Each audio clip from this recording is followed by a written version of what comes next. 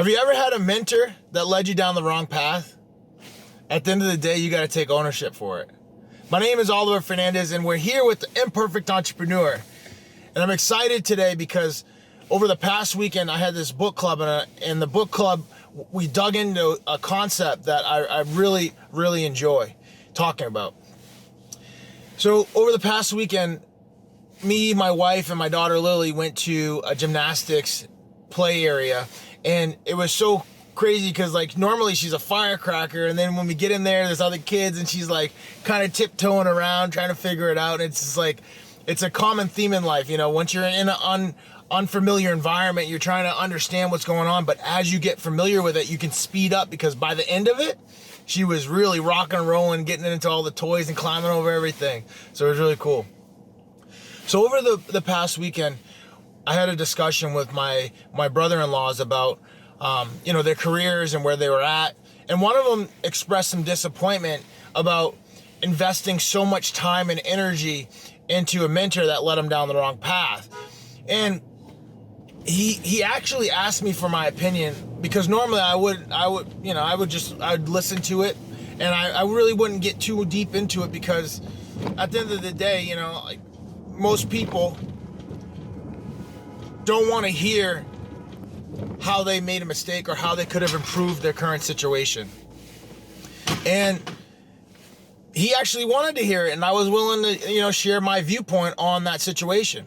So his concern was like, I invested all this time, and then the mentor ended up letting me down, and like I got passed over for this promotion. And I was just like, okay. And when I really started to think about it, it's like, did you really select the right mentor in the first place? And how do I look at mentors, right? Like, I look at mentors as like, okay, if I have a $1 million business, I want my mentor to have a $10 million business. If I have a $10 million business, I want my mentor to have a $100 million business. If I have a $1 million net worth, I want my mentor to have a $10 million net worth.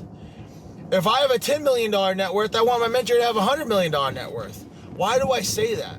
Well, when you're trying to have people that are just a rung or two above you give you advice for the next level, like, they don't even know what the next level is. So how do you ever expect for them to give you good quality advice on how to get to the next level? Someone that's 10 rungs above you, or 10 times of what you have in your life, they know how to get to the next level. They can literally walk you through the nitty-gritty granular details that are going to get you to that next level. So immediately I told him that. And he's like, wow, you know what, you're right. I just like went with the next guy. He was a couple of steps ahead of me, and I did everything he wanted me to do, and I poured my heart into it. And at the end of the day, I'm like, dude, you did the right thing. You poured 100% into it. You just had the wrong mentor. Now when you're looking for the next mentor, when you open up the search again, right? Now you need to look at 10 mentors. Don't just focus on, the first one that comes across my desk, I'm going to talk them into being my mentor. No, like, look at 10 mentors. And then once you find the right fit, and you can't spend 10 years finding the right fit, right?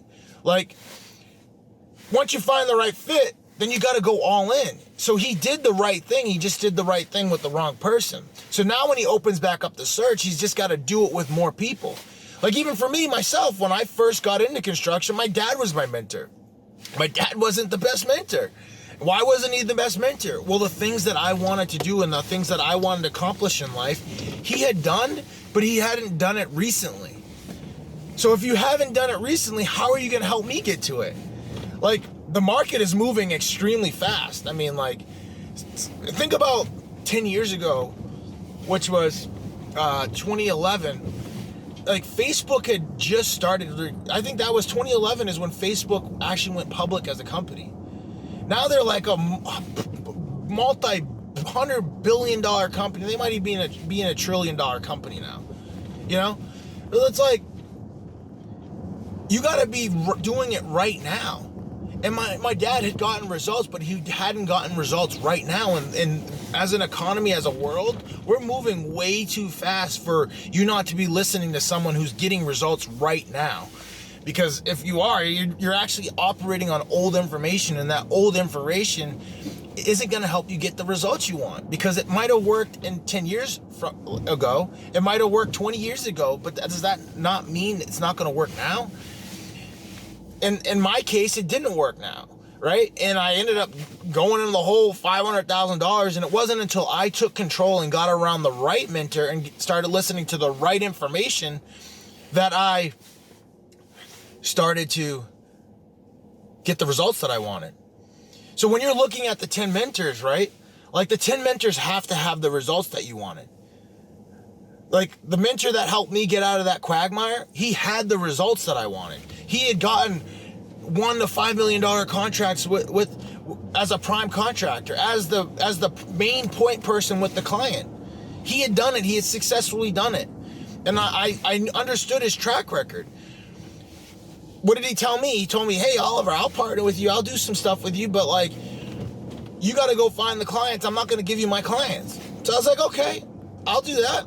And I went out and found the clients. And then after I got the clients, he helped me execute on the work.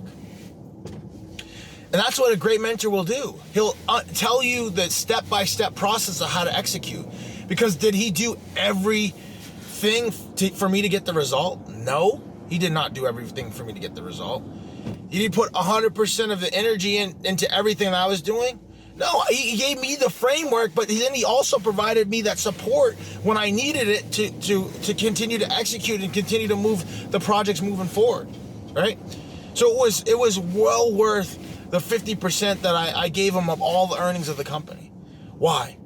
Because if I didn't give him that 50%, I never would have gotten the right information. I would have never gotten the right support, and I never would have gotten the results that I always wanted, right? So I gave him 50% of all the earnings, and 50% of a big number is way better than 100% of a little small number, maybe even zero. Or honestly, where I was in the negatives, right? So my piece of advice was like, dude, find a new mentor. Brother-in-law, find a new mentor.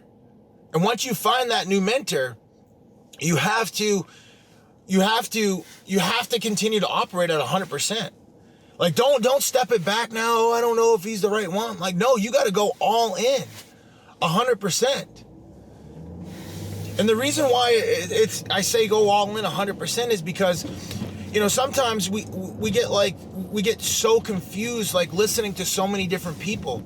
And my mentor always says a confused mind will find failure. So if you're listening to all these different people and you're not really going deep on one thing, you don't really have the clarity you need to get the results that you want.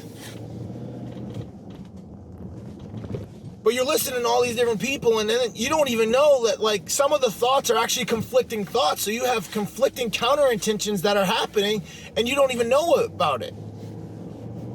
So you're taking action in one area of life, but it's actually counteracting in another area of life, and you're putting yourself in a situation where you're going up one step, but you're pushing back a step. You're going up 2 steps, but you're pushing back 2 steps. So that's why it's so important to listen to one person. I've dialed it in. I used to go to all these events and go to, like, dude, I'm only listening to the Cardone brand. They've helped me get the results that I want in my life. Like, why am I continuing to search? It's like, hey, Oliver, I remember when I was going to get, like, but right before I got engaged, I was like dating my wife for like 7 years. It's like, dude, I don't want to be around anybody else. Like, she fully supports me. I had literally just come back from a foot surgery. I stayed at her parents' house for 3 months. I love her family. Like, what else am I searching for? I got to go all in. And once we went all in, we started to create the life we always wanted. But it didn't happen when I was just like, oh, what else is out there? What else is out there? What else is out there? It doesn't happen that way. You got to go all in, right? And then once you find that mentor that has 10x of what you have and that 10x is actually what you want in your life, right? So like, you have $1 million net worth and you want to get to 10 million. If you have a $10 million net worth and you want to get to 100 million, right? And that's your goal, and that mentor has that in his life, right? one thing that you need to understand is that it's not going to be easy. It's going to be extremely uphill, right? Because everything we want is going to be uphill. Everything we want is going to be intentional.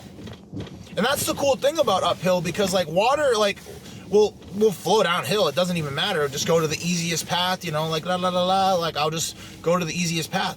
But when you're going uphill, that is the confirmation that you're being intentional about your actions, right? And then your actions are gonna have to be 10x of what you thought there was gonna take, right? So if you think you're gonna rely on one client that's gonna save your business, that's gonna, you know, produce all the revenue for you, that's gonna, if you're thinking about you're gonna have one employee that's gonna, you know, be everything for your business, you're wrong. You're wrong. You need 10 employees. And you need 10 employees, and then those 10 employees will bring your business up. You need 10 customers, right? And even to get those 10 customers, you better call 10x of that, 100 customers to even get the 10 customers to really grow your business, right? But once you start listening to those principles, and not even principles, but those laws, and the reason why I'm calling them laws is if you break those laws, you're going to have a real severe penalty. What's that penalty? Frustration, regret, not hitting your goals. That will be your reality if you break those laws. That's how serious those laws are. Those are the laws that you need to execute on to have the life of your dreams, to have the life that you always want. With that, go ahead and go out there and continue to build your life, build your legacy. It's out there for the taking. You just need to go out there and build it.